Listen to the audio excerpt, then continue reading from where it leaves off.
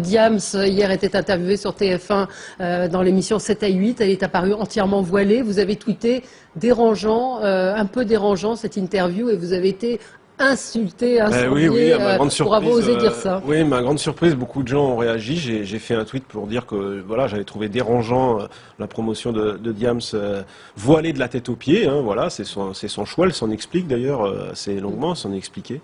Oui, j'ai trouvé ça dérangeant parce que l'image de Diams comme ça, ça pose quand même beaucoup de questions. C'est un choix personnel. Je ne dis pas, je ne dis pas qu'il faut interdire et tout, hein, mais c'est dérangeant et ça alerte beaucoup sur le parcours de cette jeune femme, voilà, qui est passée du survêtement et des chansons très olé olé jusqu'à précisons que Thierry de Maizière, qui a réalisé l'interview, a précisé, je ne sais pas si c'était dû au hasard ou pas, qu'elle était venue accompagnée de son mari et de sa mère, parce que sur RTL, voilà, elle a refusé une interview. Ça encore plus dérangeant, parce qu'effectivement, elle a accordé à RTL une interview avec notre journaliste qui n'a pas pu se déplacer parce qu'elle ne souhaitait pas le rencontrer parce qu'il était un homme.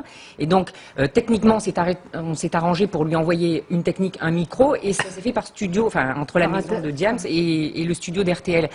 Elle ne reçoit pas le journaliste d'RTL, elle reçoit le journaliste de TF1. C'est pas une question de journaliste, mais pourquoi il y a 2 poids 2 mesures? Parce que la télé c'est plus important. Enfin, oui, ou que l'homme, son mari était là. Visiblement, hier, vous avez tweeté que vous aviez été dérangé par Diams, qui était entièrement voilée, donc qui a fait cette interview accompagnée de son mari et de sa mère. Je rappelle, Alba Ventura, vous nous avez précisé que sur RTL, elle avait refusé l'interview avec un homme journaliste, Gérard Carrero. Oui, moi j'ai été également choqué par cette interview.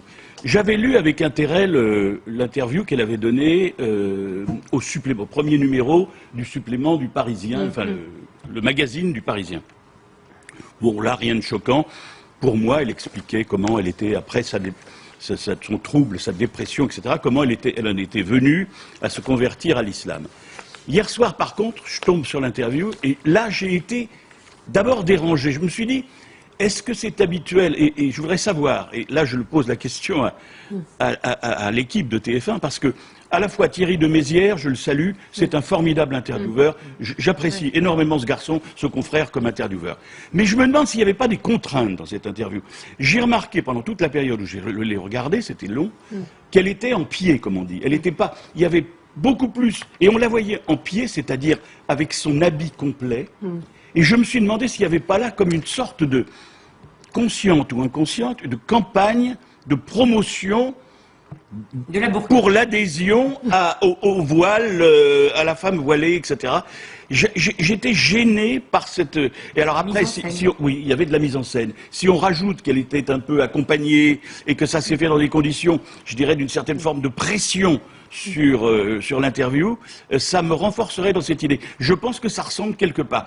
Il y a des gens, je ne dis pas Diams forcément, Diams c'est une fille qui a eu des problèmes, qui a été déboussolée, qui a fait ce choix. Je pense que, écoutez, ça m'a fait penser à ces garçons qui sont déboussolés, qui sont arrêtés, qui vont en prison et qui sont convertis en prison à l'islam et qui deviennent des méras ou autres parce qu'il y a eu effectivement des gens qui se sont appuyés, arc-boutés sur cette détresse, sur ce désarroi. Eh ben, j'avais l'impression, en écoutant et en regardant hier Diams, qu'il y avait des gens qui s'étaient quelque part emparés de cette personne et qui en avait fait une ardente propagatrice de l'islam militant en France. Et c'est un sujet à ne pas considérer. Alors juste pour revenir faire l'avocat du diable, c'est vrai que dans les interviews de 7 à 8, souvent il y a ces plans larges, il y a plusieurs plans, donc je ne sais pas si on peut dire ça, mais c'est vrai que là c'était particulièrement oui, parce que troublant. Ce voile gris qui là vous prenait, on voyait... Elle n'était pas en burqa, on voyait ses yeux et son visage, mais quand même, il y avait une espèce... Le visage était une toute petite chose, ce qui était omniprésent pour le téléspectateur. Oui, c'était le voile. C'était le voile. Prost, choqué, pas choqué? Moi, sans commentaire, franchement. Mais dites-le, vous l'avez dit en antenne, vous dites j'ai été choqué, pourquoi vous ne l'assumez pas à l'antenne de dire que vous avez été choqué? Non, mais parce que c'est délicat, parce que je comprends que... On peut pas le dire. À un moment... Non, si, bien sûr qu'on peut dire, mais bien sûr qu'on peut dire les choses. L'image, pour moi, elle est violente parce que je la connais. Je la connaissais avant cet épisode-là. Moi, c'est quelqu'un que j'ai toujours apprécié, que j'ai toujours trouvé ouverte, qui était une militante comme nous des libertés. Mais une femme qui avait ce courage dans le rap, surtout, parce que c'était pas évident en plus la période où elle était dans le rap. Et elle s'est battue pour ça.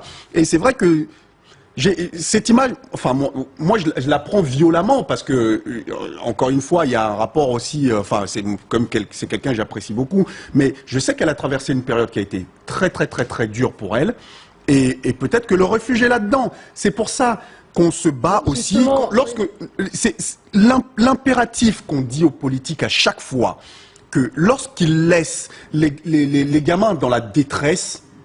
Eh ben, les chemins qu'ils suivent, bon, et il a été un peu loin, Gérard, en parlant de Mera, mais lorsqu'on les laisse, souvent, eh ben, les religieux sont là pour s'emparer de leur la question, parce que l'interview était relativement sobre et on peut pas dire qu'elle faisait du prosélytisme, mais c'en est par la force des choses. C'est-à-dire que j'ai pu lire sur les réseaux sociaux, elle est sereine, c'est bien. Donc le message est la religion finalement et la religion rend serein. Si vous avez des problèmes, adhérez à l'islam et vous serez très bien. C'est un peu le message. À l'islam ou autre chose. Vous savez, la plupart des gens qui se retrouvent dans ces situations-là se réfugient souvent dans les croyances et dans les religions. C'est pas le problème de se réfugier dans la religion. Le problème, c'est est-ce qu'on est soumis ou pas. C'est-à-dire, est-ce que notre liberté est entravée ou pas. Moi, je trouve que c'est ça que pose le problème de Diams. Mais ils sont tous, de toute façon, c'est comme les évangélistes. Moi, je connais des gens qui sont convertis à ça. Ils vont donner la moitié de leur salaire à ces gens-là.